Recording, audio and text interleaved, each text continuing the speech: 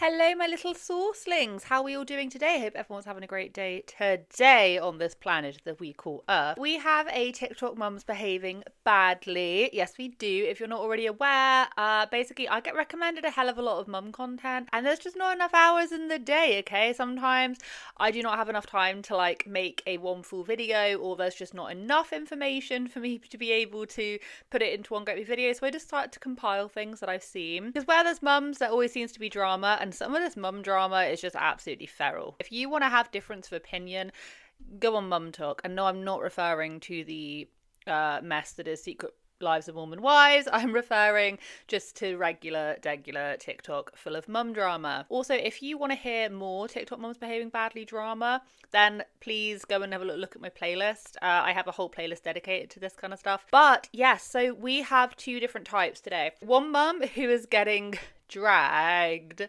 because she is making her own baby formula. I want to make this so 100% super clear that I chose to do this for my child, and that does not mean that you have to choose this for your child. Another mum who we have spoken about briefly before, but I just feel like I need to talk about her again because this is the Austins up here. She is a part of what I like to call messy mum TikTok, where you have like a series of creators. Think of Amanda MCG, find them all corners of the internet, who basically make a living off of documenting their extremely messy homes, which would be totally, if you want to do that and you want to live in mess, that's your own prerogative.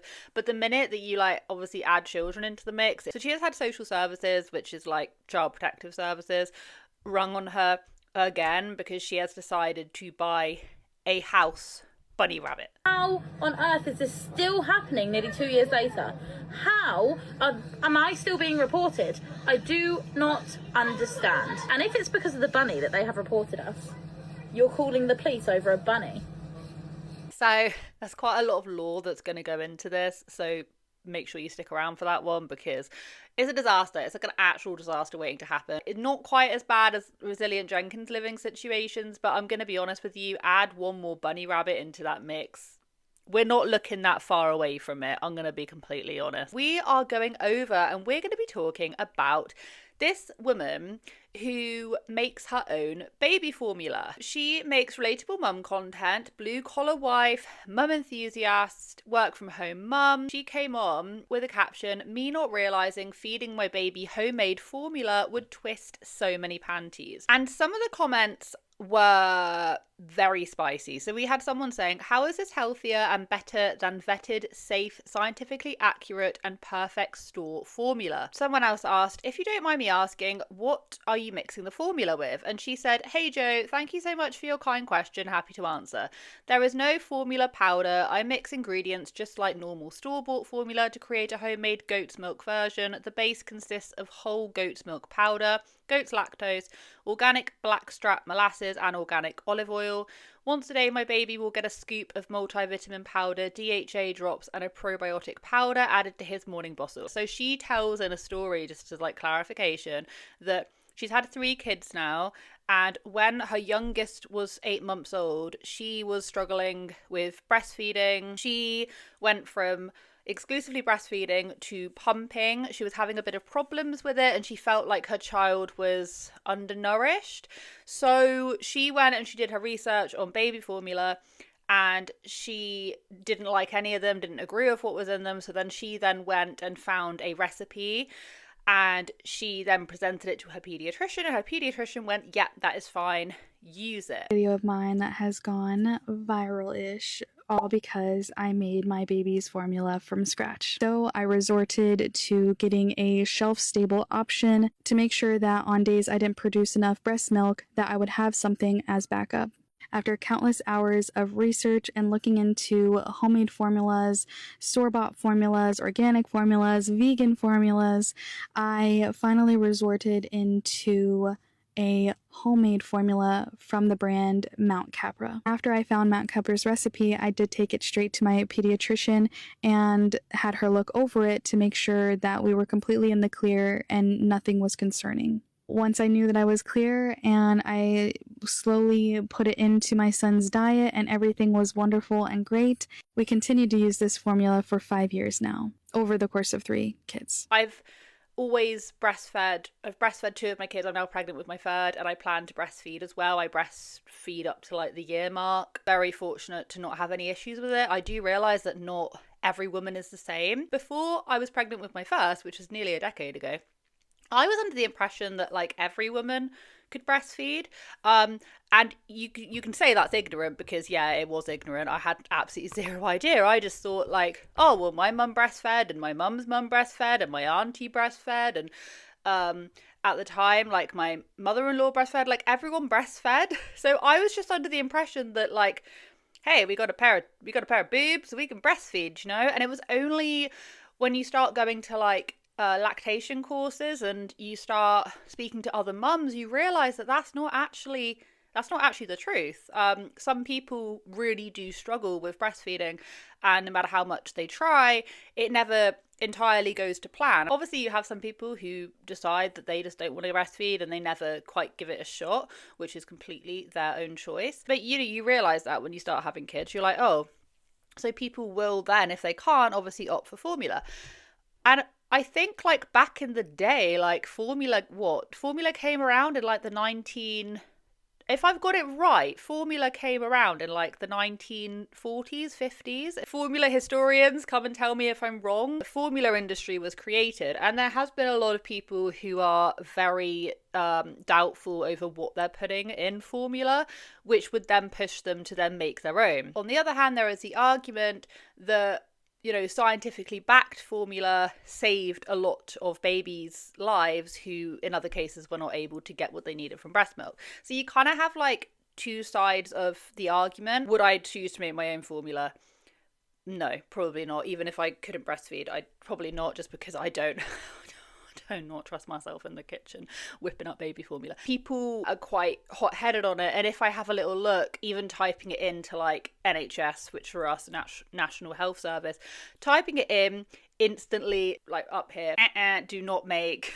Absolutely do not make. It is not recommended. I also found this article from everydaycheapskate.com. I don't think that homemade formula should be something that we're budgeting on. Even she says in it, a quick online search for homemade formula specifics smacked me in the face. Dozens of loud warnings to never even think of making baby formula yourself. I get it. Messing with an infant's development by inadvertently withholding any of the proper nutrients necessary, amazingly found in perfect proportion in a human mother's breast milk, is dangerous. Although paediatricians and doctors say you should not make your own baby formula, the fact is that people made their own for years before formula became commercially available in the 1950s. If the choice is letting your baby go hungry or making your own, then there is no choice at all, is there? Paediatricians telling families not to make their own, even if they cannot find formula, leaves them with no solution. I like the fact that they're basically saying, if you can't find any formula, this is how you make it. Here is the cheapest, most affordable, best way of making it. Which I think in those kind of situations where like we have had formula shortages, I swear we've had formula shortages. Especially during, I think it was during COVID as well, didn't we? Like everyone was grabbing formulas and nappies, I remember that, and loo. So definitely, like, could there be a shortage of formula and people need to know how to make their own? Yeah, 100%. I think that that's ultra useful. My worry, right, you only have to have a handful of people messing something up to then have it impact everyone else. Like, we're aware of this, okay? So you could have a very small selection of parents that hear like, oh, we can save money by making our own formula, and then not doing proper research into it, just hearing like, oh, we can make our own, and then choosing like not great ingredients or like not reading it properly. Do you know what I mean? Like it only takes a select few to ruin it for everyone else. Whatever route that you choose for your baby is amazing, and I know that you're doing it out of the most best, pure, kind place of your heart for your child. I want to make this so 100% super clear that I chose to do this for my child, and that does not mean that you have to choose this for your child. I did take this, like I said, to my pediatrician, and it was approved through her for my child. And so if this is something that you are looking into, I highly, highly, highly recommend that you take it to your doctor, have them look over the recipe, and make sure that it is a good fit for you and your family. Not everyone is going to look at things comprehensively or critically. like, they just don't. Humans just don't, okay? Not everyone does the exact same as another person. There are obviously people out there that will and are listening to the argument of, oh, we can make homemade formula, and then not actually do it with any care whatsoever. And those are that is what I'm most worried about. Sorry, the light is suddenly deciding to come out. So what did people have to say? People failed to realise formula was homemade before it was marketed around the country. My great-grandma used homemade formula on my grandma because she didn't produce milk. Someone else said, my paediatrician gave us a homemade formula recipe. I didn't end up using it, but just saying homemade doesn't automatically mean it's not good. Is it possible that someone is going to be able to make homemade formula and it actually be like beneficial, useful, good? Yeah, but I firmly believe that it's not going to be the majority. Like, cause some people will look at it, read, oh, we can make it ourselves, and just F it up. Sometimes things are created for a reasoning, and it's usually because like of an advance of science. You could also say that it's actually because the formula industry is like a multi-billion-dollar industry, and they're just, you know, leeching off of parents, mothers especially. You could also give that argument. Okay, I understand it, but I do honestly believe that some people should not be making their own formula. Someone said, I mean, there is a time where formula didn't exist, so people had to feed their babies. I know someone who had to do sweet milk or condensed milk. Someone said, in the time before formula, babies often died from malnutrition and starvation, so they didn't really survive. Someone added, my dad drank horse milk. That's what they had available, so that's what he drank when my grandma couldn't breastfeed. He's alive, mostly healthy, very smart and quite successful. I am not a paediatrician, I'm not a doctor, I'm not a nurse. I have no degree in medical whatsoever, hence the reason why I wouldn't even dream of making my own formula. I can understand that people just have the best interest of the child and they're just wanting to see the baby like thrive and not die. Do you know what I mean? Through the fact that you're feeding them homemade formula, because it's not something that they'd ever do. I mean, the child's paediatrician did clear it and said it was okay, but what do you guys think? That's what I want to know. This is the reason why I wanted to cover this topic, because I really would like to hear everyone else's opinions on this. Please be kind in the comments, because obviously you're going to have people coming at it from many different arguments. Police officers just turned up at our door again. You heard me right. People have reported us again. The next topic of conversation, my loves, is the Austin family. Summarize it as brief. So the Austins, as far as I'm aware, have been on social media for about 2 to 3 years, okay? They shot onto the scene with this like extremely messy home. I don't know how many kids. They either had 3 or 4, but they have been living in a two-bed council house, I think. Hey, a lot of people receive benefits. I was once on benefits. That is not the argument. That's not even vaguely what we're talking about, but it's important to note.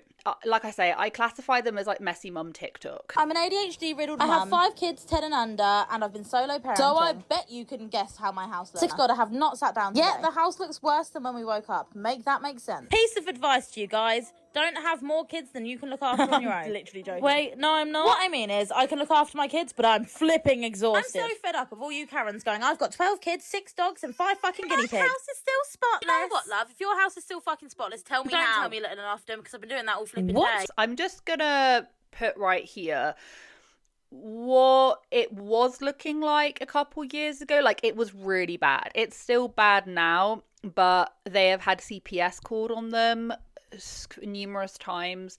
I think the mum Nicole is acutely aware that, you know, she needs to sort it out. She probably got like a slap on the wrist, like, hey, you need to sort this house out. It was really, really bad. And at one point they really blew up and people were trying to help them out. Yeah, they managed to afford, at one point they were like bragging that they were earning loads of money. Being a full-time TikToker is a real job.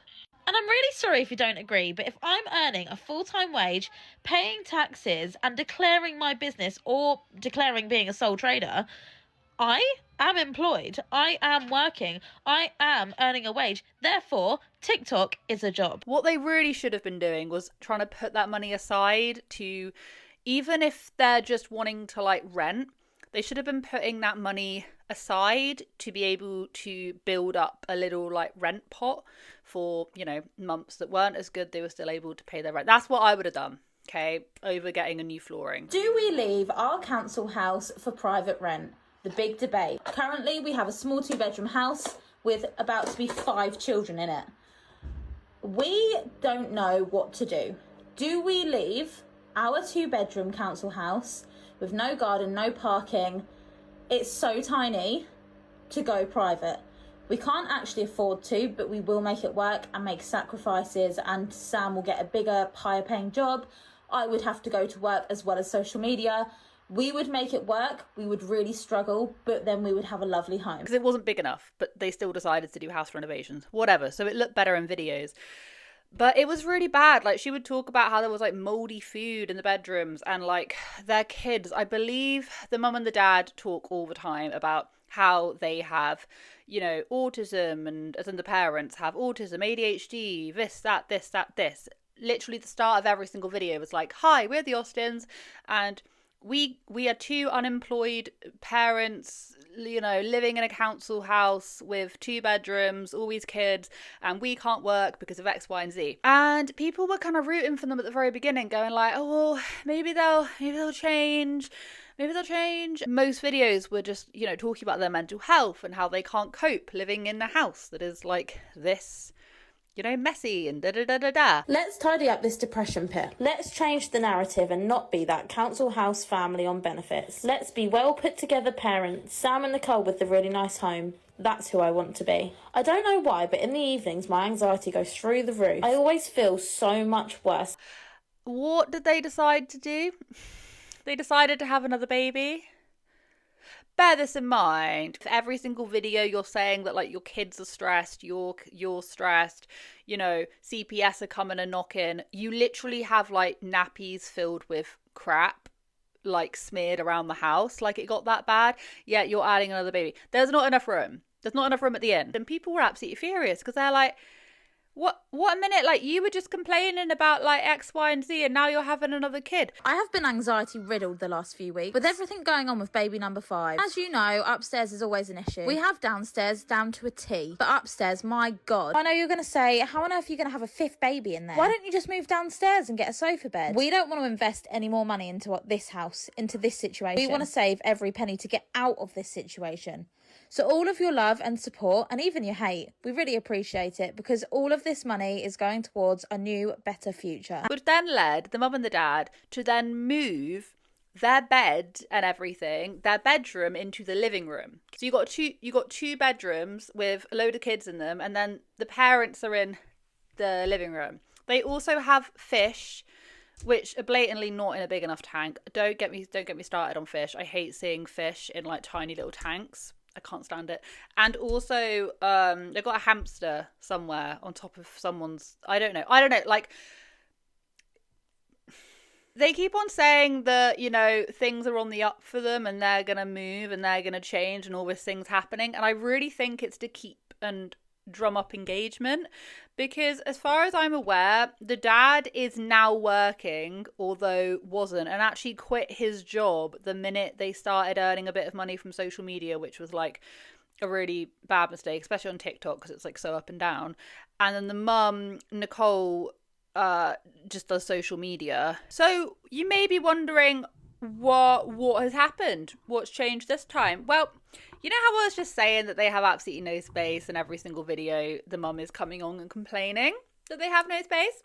Well, they have decided to add a bunny rabbit to the living room. Yes, you guys were right. We've got a bunny. And that bunny's name is Biscuit, and we are so happy. So come with me and close down his pen so he can get back to free roaming. Yeah, great motivation to never leave anything on the floor. You can imagine people were pretty furious. I have to remember that a lot of people were still watching them in hopes that they'd, like, improve and things. Someone said, oh, come on, I've been following for a long time and always gave you the benefit of the doubt, but this is just not okay. And the Austins say, why though? Someone said, when you're having to sleep in your living room / dining room, it's not exactly practical or hygienic, is it, living like this? And the Austins say, no different from having your dog in your bedroom. So different from having your dog in the bedroom, because my dog, you can't see him. He used to actually sleep on the bed. But I'm having a baby. He's got like 2 dog beds around the house, but the one in the bedroom, I've trained him now to sleep on there all night.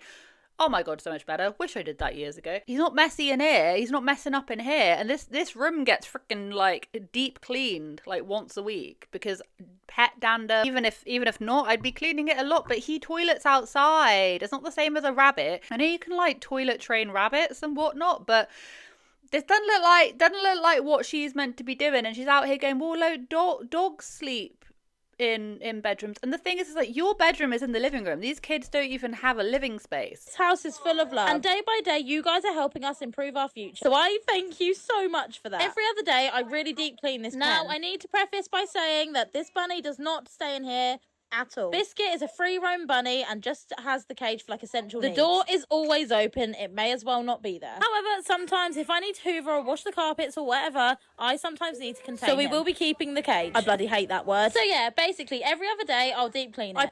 Because your bedroom's in the living room. This is what I'm trying to get at. It's like giving Resilient Jenkins. I know it's not exactly the same circumstance because it's not. I wouldn't ever say that they are. But I'm just saying that she's now talking about like adding another bunny because people were just like, oh, you know that bunnies live in pairs, don't you? And she's like, yeah, we're going to get another one when this one's neutered. Look, I'm all for bunnies living in the house. I get that you have house rabbits, but what are you doing? Like, what are you doing? There's just no thought process that's going behind this. If they really wanted to get out of this situation, because like I say, I've been watching them for like a couple years now, they could have done it like a year and a half ago when they had the money coming in, but they instead decided to take that money and put it into like improving the home. I think they got like a kitchen, like a new kitchen. They got like different stuff.